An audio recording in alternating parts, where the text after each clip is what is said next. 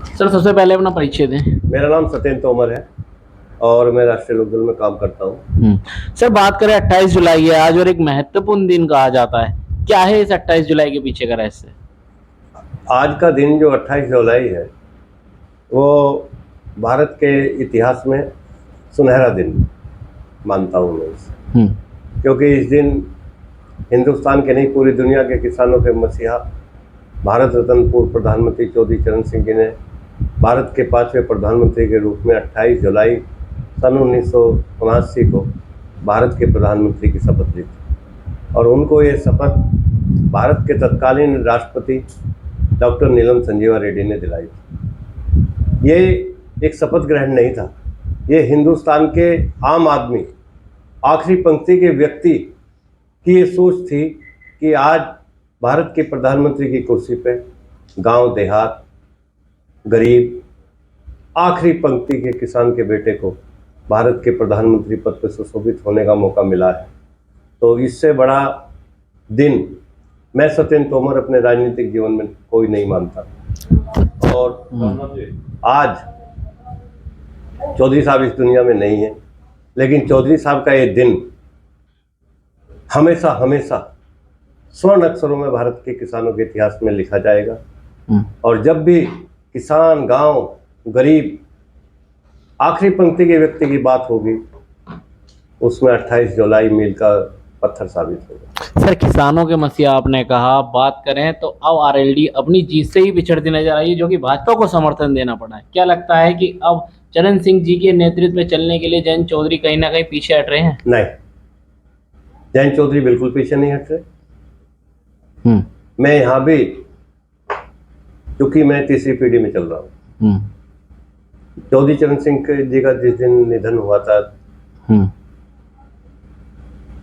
29 मई 1987 को, उस दिन से लेकर लगातार हम लोग चौधरी साहब, चूंकि देश के किसानों के मसीहा रहे हैं, हमेशा उनसे, सब सरकारों से मांग करते रहे कि उनको भारत रत्न दिया जाए। किसी भी सरकार ने, कांग्रेस सरकार, गैर कांग्रेस सरकार, सभी सरकारें आए, सभी प्रधानमंत्री रहे हैं, किसी भी सरकार के प्रधानमंत्री ने चौधरी साहब को भारत रत्न देने की हिम्मत नहीं जुटाई। सर ये भारत रत्न के पीछे का ही रहस्य है कि जब पहले प्रताड़ना होती थी आरएलडी की तरफ से भाजपा की किसानों को लेकर, अब वही आरएलडी एनडीए में तब्दील हो गई है, तो क्या अब किसानों की लड़ाई लड़ नहीं पा रही है या किसानों के लिए लड़ना नहीं चाहती? नहीं, किसानों की लड़ाई पे आरएलडी ना कभी पहले पीछे रही है, ना आज पीछे है। हमारे राष्ट्रीय अध्यक्ष चौधरी जयंत जी लगातार भारत सरकार से अपने मुद्दों पर लगातार बात कर रहे हैं। जो मुद्दे अनसुलझे मुद्दे हैं, उन पे भी बराबर बातचीत भारत सरकार से होती है। और आज मुझे कहने में संकोच नहीं, जो भारत का भावी भविष्य है, नौजवान, उसको प्रशिक्षित देके, स्किल करके, और वो एक केवल बेरोजगार व्यक्ति के रूप में ना खड़ा रहे, वो 20 लोगों को और रोजगार दे, उस दृष्टि में काम हो रहा है। ये स्वर्गीय चौधरी चरण सिंह का सपना था। छोटे उद्योग, कुटीर उद्योग, जिसे हम स्मॉल इंडस्ट्री भी कहते हैं, उसकी तरफ भी सरकार जा रही है। तो ऐसी बात नहीं कि चौधरी चरण सिंह जी की विचारधारा आज भी कायम है, कल भी कायम रहेगी, और जब तक ये देश रहेगा, दुनिया रहेगी, चौधरी साहब का नाम इतिहास में स्वर्णिम अक्षरों में लिखा जाएगा। और आज का दिन भी जो 28 जुलाई है, ये हमेशा हमेशा स्वर्णिम दिन ही रहेगा। देश की जनता को क्या संदेश देंगे आज के? मैं देश की जनता को आज के दिन ये संदेश देना चाहता हूँ कि जैसे चौधरी चरण सिंह जी थे, ऐसे लोग सदियों में पैदा होते हैं। मैं सदियों इस्तेमाल करता हूँ। जिन आदमी, चौधरी चरण सिंह जी ने अपनी राजनीतिक जीवन में महात्मा गांधी को अपना आदर्श माना, सरदार पटेल को अपना नेता माना, महर्षि दयानंद को अपना धर्मगुरु माना, उन तीनों के मिश्रण को अगर एक जगह कर दिया जाए तो वो प्रयागराज की जो संगम है, जहाँ गंगा जमुना त्रिवेणी एक होती है, उसे संगम कहते हैं। तो सरदार पटेल, महर्षि दयानंद और महात्मा गांधी के विचारों का अगर संगम देखना है, तो चौधरी चरण सिंह के विचारों पे देश को चलना पड़ेगा। ठीक। हिंदुस्तान की राजनीति में रहने के बाद अगर किसी व्यक्ति ने सबसे ज्यादा किताबें लिखी हैं, तो चौधरी चरण सिंह जी ने लिखी। चौधरी चरण सिंह जी ने एक किताब ऐसी लिखी है, शिष्टाचार। अगर उसको हर नौजवान, हर बच्चा उसका एक एक पेज भी पढ़ ले तो मैं समझता हूँ जीवन में कभी गलती नहीं करेगा। चलिए, ऐसा अवसर है पर इस तरह की बातें नहीं होनी चाहिए। पर लेकिन मैं आपको बता दूं कि आप एनडीए की सरकार से भी जुड़े हैं और आपने शिक्षा की तरफ बात करी तो शिक्षा के 27,900 कुछ स्कूल जो है भाजपा सरकार द्वारा बंद किए जा रहे हैं, इसमें 50 से कम बच्चे हैं। क्या लगता है 50 से कम बच्चे किस कारण 50 से कम बच्चे हैं? या तो उन्हें शिक्षा अच्छी नहीं मिल रही होगी जब भी 50 से कम बच्चे रहे हैं तो। पर इन स्कूलों को बंद करने का, जो मर्ज करके बंद करने का फैसला है, ये कहाँ तक सही है? स्कूलों को मर्ज नहीं किया जा रहा, इसकी भाषा गलत बताई जा रही है। एक आप व्यवहारिक रूप से किसी गांव में जाओ, प्राइमरी पाठशाला भी है, जूनियर हाई स्कूल भी है, वहाँ बच्चे लड़कियों का अलग है, लड़कों का अलग है। असलियत ये है, व्यवहार के धरातल पर अगर जाओगे तो कोई भी, आज सब लोग सीबीएसई पैटर्न पर अपने बच्चे को पढ़ाना चाहते हैं। गांव के स्कूलों में, प्राइमरी पाठशालाओं में मास्टर हैं 5 और बच्चे हैं 20। Primary school, junior high school में कंपोजिट विद्यालय लगभग बहुत गाँव में है। सरकार ये कह रही है कि भाई जब वहाँ बच्चे ही कम है तो उन बच्चों को एक जगह समायोजित कर दिया जाए।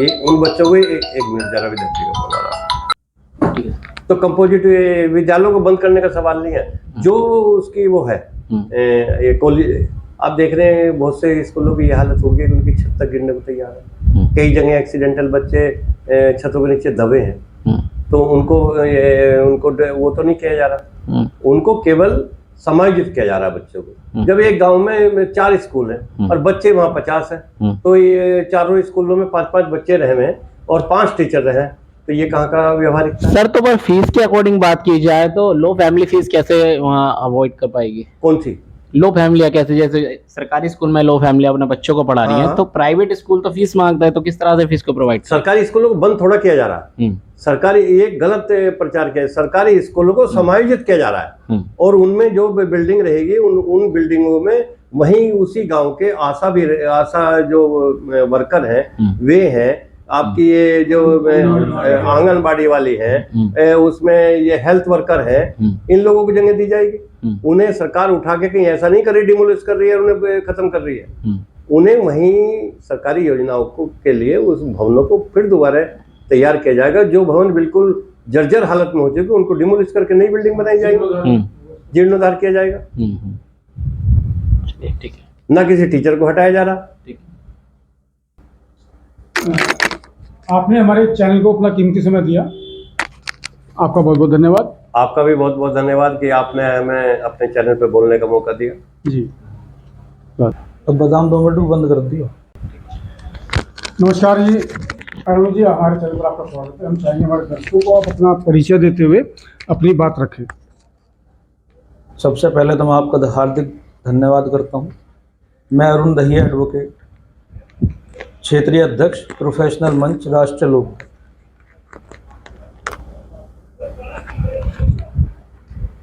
जी, आज हमारे लिए बहुत ही गरिमापूर्ण क्षण है, क्योंकि भारत रत्न स्वर्गीय चौधरी चरण सिंह जी ने आज के दिन 28 जुलाई 1979 को देश के 5वें प्रधानमंत्री के रूप में शपथ ली थी, जिसमें किसानों का, कामगारों का और जो छोटा वर्ग है, जो बाहर मजदूरी करता है, जो खुले मैदान में मजदूरी करता है, उसके लिए बहुत बड़ा दिन था। और मेरे लिए तो ये बहुत खुशी की बात है कि मैं खुद एडवोकेट हूँ और स्वर्गीय चौधरी चरण सिंह जी स्वयं एक अधिवक्ता रहे और उन्होंने जनपद गाजियाबाद में वकालत का कार्य किया। और उसके बाद जो उनके पुत्र स्वर्गीय चौधरी अजीत सिंह जी रहे, वो भी IITN थे। उन्होंने भी प्रोफेशनल बच्चों के लिए बहुत ज़्यादा काम किया। हमारी जो जनता है, जो हमारे भाई या युवक हैं, उनके लिए बहुत बहुत आगे उन्हें बढ़ाया, बहुत काम करे। और किसानों के लिए जो पहले 30 किलोमीटर पे शुगर मिल थे, उनकी दूरी घटा करके मात्र 15 किलोमीटर पे करी, जिससे कि आम किसान का जो खर्चा आता था वो आधा हुआ और आय दुगनी हुई थी। और साथ में मैं भी कहना चाह रहा हूँ कि अब जो हम लोग काम कर रहे हैं, माननीय राष्ट्रीय अध्यक्ष जयंत चौधरी जी के साथ में, जो कि केंद्र में मंत्री हैं, और उन्होंने बहुत अच्छा एक बच्चों के लिए जो खेल का जो खेल के मैदान जो बनवा रहे हैं और बच्चों में जो स्किल है, स्किल डेवलपमेंट के लिए जो कार्य कर रहे हैं, मैं सोचता हूं कि आगे नौजवानों को बढ़ाने के लिए बहुत अच्छा मौका है हमारे पास। एनडीए गठबंधन में हम लोग हैं और सरकार में रहते हुए हम लोग विशेषकर नौजवानों के लिए बहुत कार्य कर रहे हैं।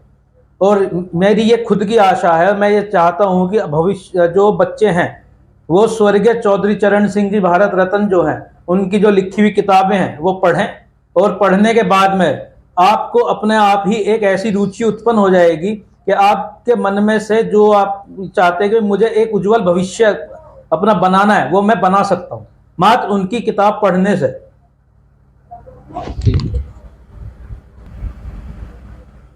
जैसे कि वरिष्ठ नेता हमारे राष्ट्रीय लोकदल सतेंद्र तोमर जी ने भी आपके माध्यम से कहा कि मात्र शिष्टाचार की जो किताब चौधरी चरण सिंह जी ने लिखी है, अगर उसे एक नौजवान पढ़ने लगे और उसका एक एक पन्ना ध्यान से पढ़े तो उसका भविष्य बदल सकता है, और अपने जो वो चाहता है कि मैं आगे किस तरह से बढ़ूं उसे एक मार्गदर्शन मिल सकता है। जैसे कि बच्चों को IAS IPS की जो कक्षाएं वो चलाते हैं, पढ़ते हैं, उनमें सिखाया जाता है, वो किताब मात्र शिष्टाचार पढ़ने से आपको मिल सकता है। जी वकील साहब, आपने अपना कीमती समय चैनल के लिए निकाला, आपका बहुत धन्यवाद। बहुत बहुत शुक्रिया आपका भी।